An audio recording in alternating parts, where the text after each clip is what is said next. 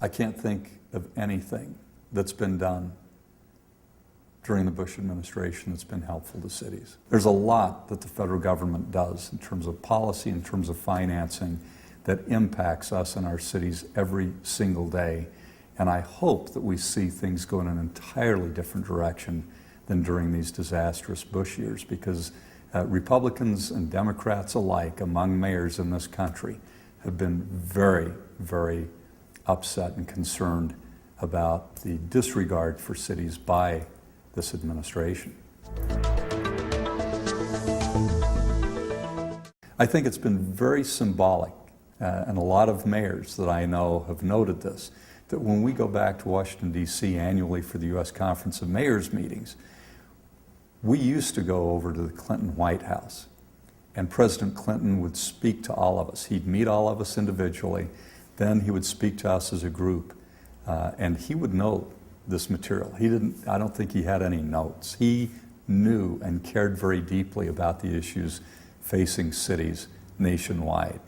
And it showed in terms of his policies. Not once during the Bush administration has there been an invitation to go over to the White House, and although President Bush has dropped in on a few meetings of the Conference of Mayors, there's not been any of that sort of relationship. This is a president who I think has not only entirely neglected cities, but has hurt our cities in such enormous ways, both in terms of policy making and with the kinds of fiscal decisions that have been made. Immigration issues, which we in our cities are facing all the time, and the people in our cities, employers, immigrants, all of us are due a good, compassionate, reasoned response from our federal government. We need solutions, and we don't need more of this, I think, very cowardly demagoguery that's driven by the worst kind of politics about immigration.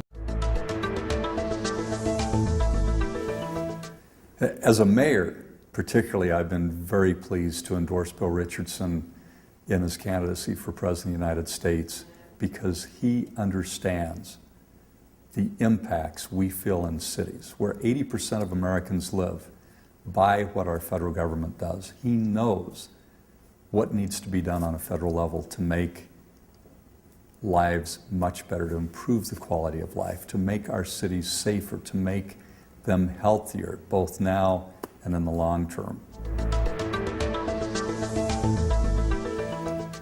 Every presidential candidate should be explaining what they will do to help out our cities.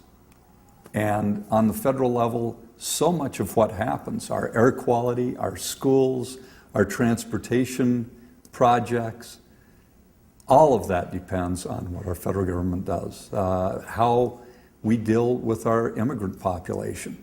We need these solutions, and these candidates need to be looking straight, telling it straight to the American people in terms of what they will do as president in helping lead this country toward a much better, more progressive, more productive relationship with our cities.